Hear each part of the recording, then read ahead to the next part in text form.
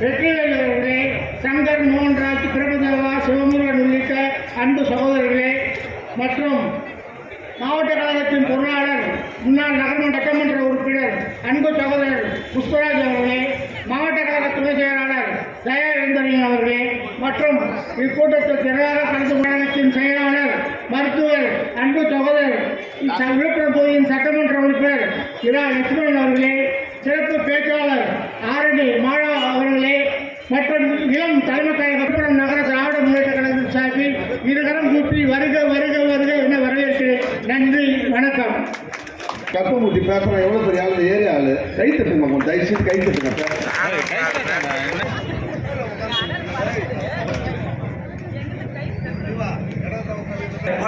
நகர கழகத்தின் செயலாளர் அன்புக்குரிய அண்ணன் சக்கரை அவர்களே, வரவேற்புரையாற்றி இடம் சார்ந்துள்ள நகர கழகத்தின் அவைத்தலைவர் அண்ணன் கற்பகமூர்த்தி அவர்களே,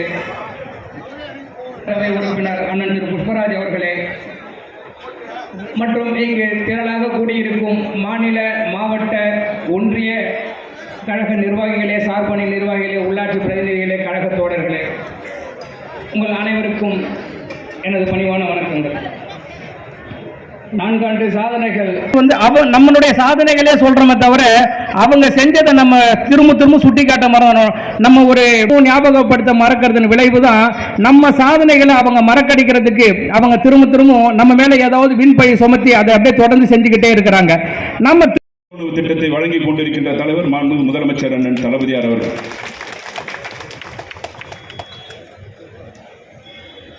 அதேபோல் மகளிர், பெண்கள் எல்லாம் பேருந்துகளில் கட்டணம் இல்லாமல் பயணம் செய்வதற்கு வழிவகை செய்திட்ட தலைவர் மாண்புமிகு முதலமைச்சர் அண்ணன் தளபதியார் அவர்கள்.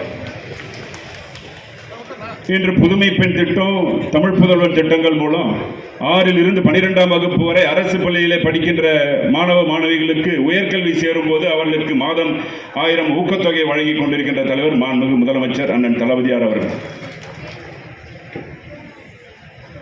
இந்த திட்டங்கள் மூலம் உயர்கல்வி சேருகின்ற மாணவ மாணவிகளுடைய விகிதாச்சாரம் கடந்த 3 ஆண்டுகளில் 30% உயர்ந்திருக்கின்றது என்பதை புள்ளி விவரங்கள் குறிப்பிடுகின்றன. இந்த திட்டத்தின் மூலம் நாட்டிலேயே மாண்புமிகு முதலமைச்சர் அண்ணன் தளபதியார் அவர்கள் தீட்டுகின்ற திட்டங்கள் கலைஞருடைய 15 லட்சம் மகளிருக்கு மாதந்தோறும் 1000 உரிமை தொகையை வழங்கிக் கொண்டிருக்கின்ற தலைவர் மாண்புமிகு முதலமைச்சர் அண்ணன் தளபதியார் அவர்கள். வருகின்ற ஜூன் மாதத்திலிருந்து விடுபட்டிருக்கின்ற மகளிருக்கும் பதிவு செய்யப்பட்டு விடுபட்டிருக்கின்ற மகளிர் அத்துணை பேருக்கும் மகளிர் உரிமை தொகை ரூபாய் 1000 வழங்கப் போகின்ற தலைவர் மாண்புமிகு முதலமைச்சர் அண்ணன் தளபதியார் அவர்கள் என்பதை நீங்கள் எண்ணி பார்த்திட வேண்டும். இப்படி ஒவ்வொரு திட்டத்தையும் மகளிரை மையமாக வைத்து செயல்படுத்தி கொண்டிருக்கின்ற தலைவர் மாண்புமிகு முதலமைச்சர்.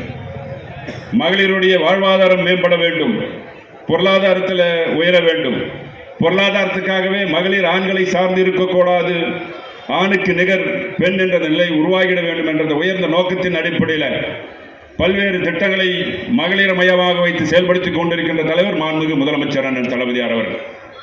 அனைத்துக்கும் மேலாக நடந்து முடிந்த சட்டமன்ற கூட்டத்தொடரில் முதலமைச்சர் அண்ணன் தளபதியார் அவர்கள் இதன் மூலம் 14000 மாற்றுத்திறனாளிகள் அதிகாரத்துக்கு வர இருக்கின்றார்கள்.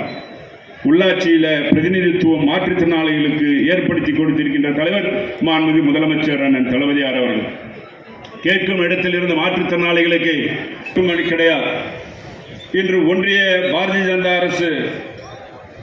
அரசோடு இன்று மாநில உரிமைகளை மீட்டெடுக்க வேண்டும் என்ற நோக்கத்திற்காக போராட்டத்தை நடத்தி கொண்டிருக்கின்றார்கள்.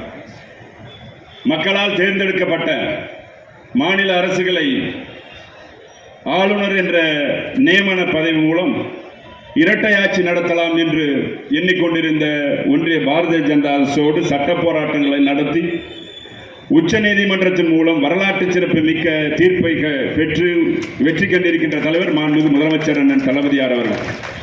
இது தமிழகத்துக்கு கிடைத்த வெற்றி மட்டும் கிடையாது, இது மக்களாட்சிக்கு கிடைத்த வெற்றி, மாநில சட்டமன்றங்களின் உரிமைகளுக்கு கிடைத்த வெற்றி என்பதை நாம் எண்ணி பார்த்திட வேண்டும். இன்று மக்கள் தொகையோடு கூடிய ஜாதிவாரி கணக்கெடுப்பை நடத்திட வேண்டும் என்று தொடர்ந்து வலியுறுத்தி கொண்டிருந்தார் மாண்புமிகு முதலமைச்சர் அண்ணன் தளபதியார் அவர்கள். அதை இன்று ஒன்றிய அமைச்சரவை கூட்டம் இன்று ஜாதிவாரி கணக்கெடுப்புக்கும் அனுமதி அளித்திருக்கின்றது என்றால் அது மாண்புமிகு முதலமைச்சர் அண்ணன் தளபதியார் அவர்களுடைய வலியுறுத்தலுக்கு கிடைத்த வெற்றி. அதேபோல் 100 நாள் வேலை திட்டம், அதற்கு மிகவும் பிற்படுத்தப்பட்ட தாழ்த்தப்பட்ட சட்டத்தின் காரணமாக இப்பொழுது ஒரு பகுதி நிதியை வழங்கியிருக்கின்றது ஒன்றிய பாரதிய ஜனதா அரசு. அதற்கு காரணம் மாண்புமிகு முதலமைச்சர் அண்ணன் தளபதியாருடைய போராட்டங்கள்.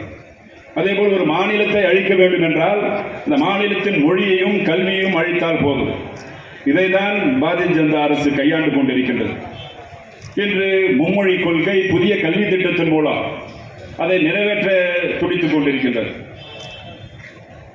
கட்டாய இந்தி திணிப்பு, நீட் தேர்வு, இப்படி மொழியையும் கல்வியையும் பாதிக்க செய்யும் நிகழ்வுகளை ஒன்றிய அரசு செய்து கொண்டிருக்கின்றது. இதை எதிர்த்து போராடி கொண்டிருக்கின்ற தலைவர் மாண்புமிகு முதலமைச்சர் அண்ணன் தளபதியார் அவர்கள். அதிலும் வெற்றி காணப் போகின்ற தலைவரும் நம்முடைய முதலமைச்சர் அண்ணன் தளபதியார் அவர்கள். இன்று மக்கள் தொகை அடிப்படையில் சட்ட போராட்டத்தை நடத்தி கொண்டிருக்கின்றார்கள்.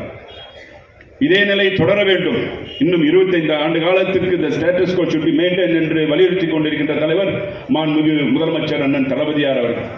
இப்படி ஒன்றிய பாரதிய ஜனதா அரசோடு போராட்டத்தை மேற்கொண்டிருக்கின்றவர் நம்முடைய முதல்வர். இப்படி பல்வேறு திட்டங்களை செயல்படுத்தியும் செய்திருக்கின்ற சாதனைகளையும்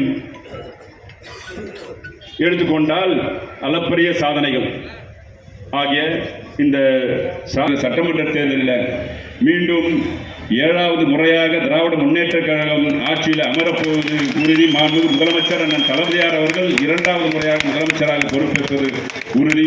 அதற்கெல்லாம் உங்களுடைய ஆதரவை தொடர்ந்து மாண்புமிகு முதலமைச்சர் அண்ணன் தளபதியாரோடு கொடுக்க வேண்டும். அவருடைய கரங்களை வலுப்படுத்திக் கொண்டே இருக்க வேண்டும் என்று உங்களை எல்லாம் பணிவன்போடு கேட்டுக்கொண்டு வாய்ப்புக்கு நன்றி கூறி